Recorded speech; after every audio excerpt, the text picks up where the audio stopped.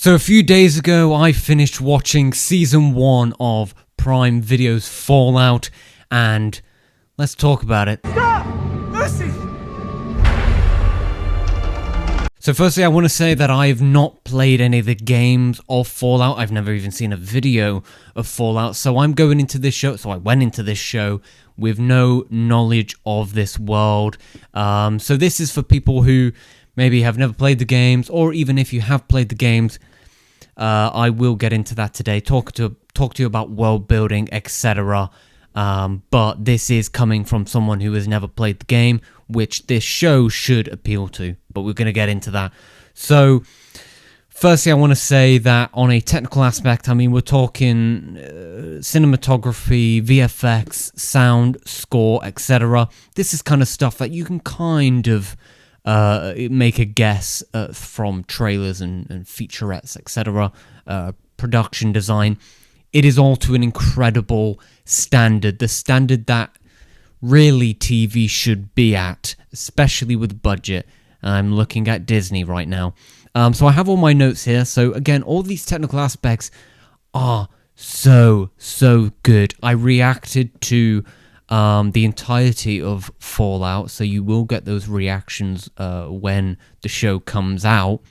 But you'll notice a lot of the time, every single episode, I always talk about the how incredible the production, technical aspects of this show is. It looks beautiful. There is so much beautiful cinematography in this show that really, I think, is going to be quite hard to top this year if we're talking big-scale TV. House of the Dragon obviously being a competitor, but from the trailers alone of House of the Dragon, I don't think it's going to come near to some of the beautiful shots you see in Fallout. I'm here to show you a wonderful place. So one thing I think we should dive into straight away, because I know this will be very much appealing to people who have played the games. I do know that there is a mix of comedy and darkness, probably 50-50. So let's talk about the comedy. The comedy completely worked for me, and it was balanced so well with how dark this show gets, because this show does get dark. There's a lot of very dark, almost lifeless moments where you just sit there and go, oh my god. And I think that is something that's going to get a lot of people excited, whether you've played the games or not. This show balances that tone superbly. I found that probably 99% of the jokes in this show really worked for me and hit. It's obviously not going to hit for everyone. There are quite a lot of jokes. It's never really played off as a sitcom or if it's absolutely, going for that comedy. A lot of the comedy actually comes from your understanding that there's these loads of different cultures and they've been raised in different ways and they all believe different things and have been told different things. A character like Maximus, there's a very funny bit that I'm not going to spoil, where it's clear that he's been educated in ways very different to other people, and it makes for a very funny moment as he realizes how wrong he actually is. So a lot of the comedy does come with the characters' just lack of understanding of the world and what they've been told, because a line that I'll probably play it again, this line later in the video, but there's this line that Maximus says, it's featured in the trailer, where he says, everyone's trying to save the world, they just disagree on how. I'll talk about that line a little later on in the review, but that in itself just goes to show that these battles of different areas of the world and how they're coping with what happened, and for that comes brainwashing, and you start to kind of question who's really the good guys here. We can safely assume our protagonists are most likely our good guys, but who really is the side that you should be aligning yourself with? Is it the Vault Dwellers? Or is it someone else? Is it a group that's on the surface? Who knows? Again, this is an original story, so a lot of this I'm not going to talk about because, again, you will experience this for your first time. Now, moving on to the production design, again, that comes with our technical elements, is the world building in this is really, really good. I do have my little bit of criticism that, again, I'll get on with later, but the world building, every single thing feels real. Every scene, whether it's outdoors, whether it's indoors, whether it's underground, it feels so real. It feels as though you could reach into the screen and pick up an object that's there. It's that detailed. There's so much history in the walls. For example, there's a house that they go to, a house that has been featured in the trailers, and now that house has a lot of walls that are kind of teared down. There's a bit of wallpaper that has been teared down over the years, and little bits like that for me told a lot of the story of who lived there before, and really grounds this world in reality, where I kind of go, yeah, this feels real. This is a real world, and maybe it's not a real world, but it certainly could be, because everything is so detailed, and I've got to commend everyone who worked on the show, because you can tell there is passion for this show. There is passion. Now, the main things obviously we've got to get to is our characters and the screenplay. Now, this is where we go from positive to kinds of the negatives. Firstly, I want to say it's very well directed, and Ramin Djawadi's score is brilliant. I forgot to mention that as well. But now we move into the characters. We'll start with Lucy. Lucy is a character that has probably been marketed more than anyone else, maybe the Ghoul. But a part of her character that I do wish that we had a little bit more, and this is a bit of criticism, and that's more human moments with her and her father. Now, again, it's going to be very difficult to talk about this without spoilers, but I would have liked that on Lucy's journey, we would have had a little bit more flashbacks, because there are flashbacks in the show. I would have liked a flashback or two to a moment between her and her father when she was a little younger, because then I think on her journey this becomes more of an emotional one, and the stakes are higher when we truly care about our characters. And Lucy, again, she's in this society that has very much been brainwashed, and which is very real to real life. You know, America and Britain have very different tellings of stories, and it's the same with this world. And I would have liked Lucy's journey to be a little bit more emotional as we kind of connect with her and connect with her connection with her father, with her family. And I would have liked that a lot, especially considering when we get onto the Ghoul, who has a lot of flashbacks. I think that was very much needed. Either way, she's still a fantastic character. I really enjoyed Lucy and her character development in this show, as she's beaten and bruised, and becomes more of a hardened character when she's up on the surface. Up on the surface is very, very different down below. And there was obviously that clip that came out where Lucy was talking to the Ghoul in a very stale manner, and people criticized that clip deeply. But when you have the context of her character and her journey, you understand that there is nothing wrong with that scene. But her journey from that first episode, that second episode, up to those final 2 episodes, she is very different, and I'm very, very excited for her journey later in the show. And Ella Piano delivers a fantastic performance, in my opinion, as Lucy. Now, moving on to the Ghoul, who is the best character, and I'm not just saying that because he's cool, I'm also saying that because he's by far the most compelling character in this show. A very compelling story for the Ghoul.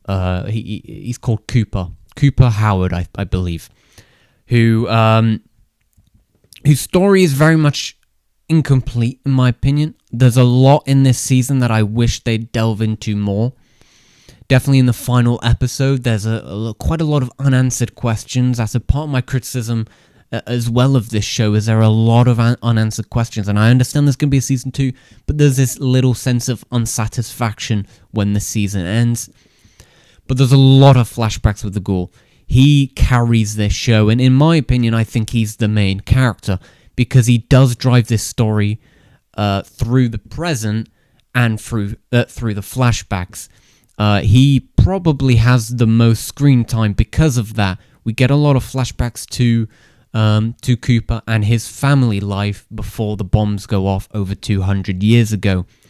And for that, getting all those flashbacks really made me care about him. He's a bad man in this present day of Fallout. He's a bad man. But you understand him. And by the end, you kind of think, is he bad? Yeah, he's bad, but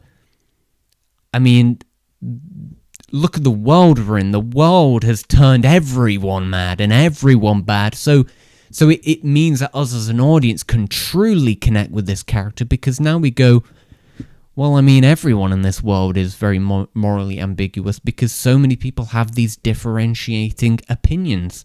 So again, I really enjoyed that. Walton Goggins is fantastic and ridiculously charming in the role as the Ghoul. He's so cool. I loved every single second that he was on screen.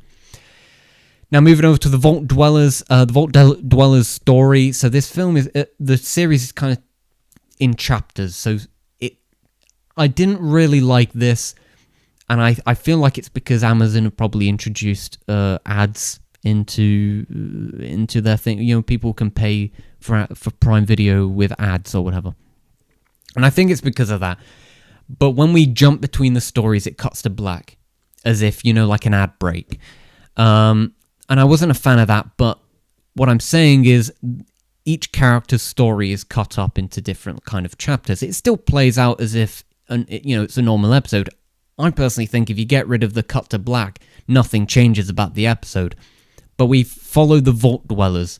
So, of course, Lucy has gone up to the surface, and we follow the characters remaining in that vault as they kind of uncover dark secrets about this world that they have been hidden away from for many years. And Norm being the highlight of that. Norm is the brother of Lucy, and he was definitely up there as one of my favorite characters. And he was played wonderfully by Moises Arias, who I'm familiar with other films, and I'm sure you will be as well. But there's some about his character that these people have kind of been, they're very direct, they're very happy, it's very cultish. But even from the very first episode, you notice that he's more observant. He still believes the same as everyone else, but there's a lot of shots where it cuts to him and he's just glancing around the room, and he kind of picks up on things that other people don't pick up on. So for him being a character like us, where we're observing everything that's going on the screen, and he's not dumb, he's not gullible, he's not impulsive. And for that, I think he's a really, really likable and compelling character, especially his journey throughout the show. Whenever they cut to his story, I was completely fixated on the screen. Now, moving into the big criticism of the show. Maximus. I liked Maximus. I want to get that out the way. I do like Maximus, but he's by far the weakest main character here. He's nowhere near as fleshed out as he should be. And that was my issue with Maximus. It took me a while to connect with Maximus.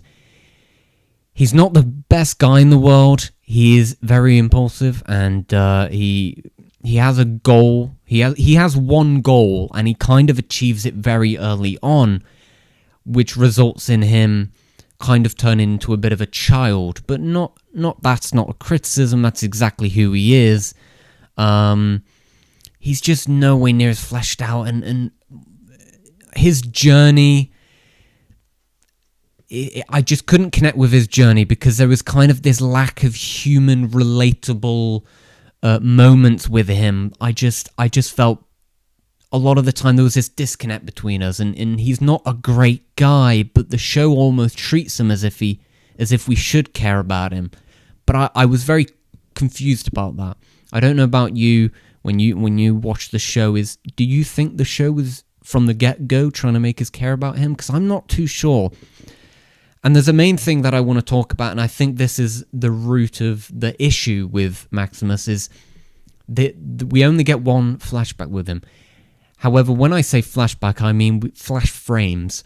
A lot of the time throughout the season, we cut back, and again, this is shown in the trailer. We see a shot of young Maximus looking at one of the T60s, I think they're called, of when he was younger and as a kid. Now, throughout that show, I was waiting, and I was waiting for that scene to come to life. You know, I wanted to see everything. I wanted to see, did his parents put him in where he, you know, how he survived? How did he survive? Supposedly it was something, but I would have liked to have seen that in full. We do get more of that scene, but it goes on for about 10 more seconds. And for that, I just couldn't connect with him because I just didn't understand him. I couldn't get in his head because we had no connection with him or anyone else. He does have a friend in the academy, in the Brotherhood, in episode 1, but again, I think the pacing kind of pushes past it quite quickly. We meet Maximus, 20 minutes later, we're back to Lucy, which is quite a contrast with Lucy because we spend a little bit more time with her. So, on an emotional level, I really couldn't connect with Maximus. It just felt a bit confusing. But by the end, I think his development and his journey was still good. And I like Maximus at the end of the show. And he was acted very well by the actor as well. It's just, for me, he took up a lot of scenes. He took up a lot of scenes, and a lot of his scenes just weren't gripping enough for me to care about him. That's all. So that again moves into the screenplay. It's not perfect, and it isn't completely fleshed out either, and I wish it was. Either way, it's still really good, and the dialogue is very strong. And again, I'm going to play the clip again. My favorite line that was featured in the trailer, which is, everyone wants to save the world, they just agree on how. Carries so much relevance throughout this entire show, and especially in the final 2 episodes. But this show definitely felt, especially in the first few episodes, I kind of got it by the end, but I think this show definitely feels very geared towards the people who are familiar with the game. I had a lot of questions about this world, and none of those questions were really answered. I kind of had to just pick it up on myself, try notice little details here and there, and try keep track of these million things that are going on right now. I had a lot of questions about the world and the history of the world, and I struggled to keep track of that because I didn't understand this world. I'm not familiar with it, and for that, I just felt a little lost at times. I was trying to keep track with one thing, I was asking questions about one thing, and then by the time I caught on to one thing, there's a million other things that are going on here, and I need to keep track of that as well. So sometimes I just forgot about the world and forgot about those questions and continued to just watch the show. So I think the world building is fantastic, but again, a lot of this show, there's a bit of filler, but a lot of this show kind of got straight to the point, straight to the plot. Let's move on. And I wish it took its time a little bit there. I thought episode 2 would be more of a slow burner, but it wasn't. And I thought that would be the episode for me to really kind of go, okay, explain to me like I'm a child, what is this world? And I got it by the end, but I just think a lot of the audience who aren't familiar with this is going to be quite lost in this world a little bit. Just a little bit. Because you have questions about the bombs. Who set off the bombs? I don't even think they even say who set off the bombs. I'm pretty sure I had to research that. Or if they did say it, it was a very brief line. I just struggled with to keep up with the amount of history this world has. You know, it's a futuristic 60s aesthetic before the bombs go off, and then the bombs go off and the world changes. I struggled to keep up with that, but by the end I got it, and that was completely fine. There's not that much action as you'd expect. It's a very gory show. When there is action, I absolutely love it. There's an action sequence in the first episode that I think you're going to really, really like. There's something that an antagonist, a quick antagonist, does, and when it happened, I was like, okay, that was very cool. There's a lot of gore. It's very The Boys, Prime Video type gore. There's not a lot of action as you may expect. There's still quite a bit of action, but I think given that the game is an action game and the show isn't really an action show, that didn't really matter to me. I was gripped even when the action wasn't on screen, and that's the sign of a good show for me. And we're going to conclude here, because this has been like a 20-minute review. Even if you're not a fan of the first 3 episodes, I wasn't in love with it. The first 3 episodes, I wasn't in love with it. First episode, I loved the first episode. 2 and 3, I really liked, but I didn't love it. I wasn't fully on board yet. But episode 4 and 5 are actually quite shorter than the previous ones. Episode 4, 5, 6, 7, 8, I thought were quite brilliant. I thought those last... you know what? I mean, those last 3 episodes are brilliant. Like, straight brilliant. And that, for me, truly saved the show. I say saved, took it to a whole new level that made me incredibly invested in this world. And in conclusion, I loved Fallout. I thought this show was fantastic. I don't know what else to say. I know I've said a lot of criticism about the show, but this is kind of... this is 8 episodes, And the fact that I want so much more from characters like Maximus and characters for Lucy show how much this show has actually made me care about the characters in this world. And I by the end, I absolutely loved it. I reacted to all the episodes. Again, I said that before. But in my reaction to episode 7, I said, all right, that's going to be it for me today. I'm going to watch the finale tomorrow. 2 hours later, I was watching the finale, and I walked away going, oh man, I loved that. And I was worried that the general audience wouldn't like it, because I couldn't be swayed by anyone's opinion. But I've read some of the tweets online from the social embargo, and people seem to love it as well, which I'm very relieved with. There is a specific scene in the finale that, for me, and I want to compare it to Game of Thrones, because Ramin has a 8-minute track. It's on Spotify. Has an 8-minute track that plays over some montage, and I thought it was one of the best scenes of the year so far. And I think by the end of the year, I think it could still be there as one of the best scenes of the year. I thought it was fantastic, and I was. You'll see in the reaction, I didn't have any words to say. I absolutely loved Fallout. I know I said my fair share of criticism, but these last 4 episodes, last 5, whatever it is, last 5 really took this to a level I was not expecting. I absolutely loved it. I'm going to give it a 4.5 out of 5. Now, obviously, I kind of rounded it up to a 4.5 there. I'm not swayed by anyone's opinion. I want to know what you guys think. What do you think of the show when it comes out? Obviously, I'm going to read some reviews from other people. But for me, this show really worked for me. I don't know. The comedy worked, the drama worked, the world worked, the characters worked. It all worked. There's just a lot of missing pieces and a lot of questions. I said that before. After the finale, I was left with a lot of questions. And I would love those questions to be answered. They're gonna have to cover a lot in season 2, but I trust that they'll cover it well, because they've set up a brilliant season 2. But yeah, I was just left with a lot of questions, and I hope that a lot of the stuff in this season could very much be saved in the next season.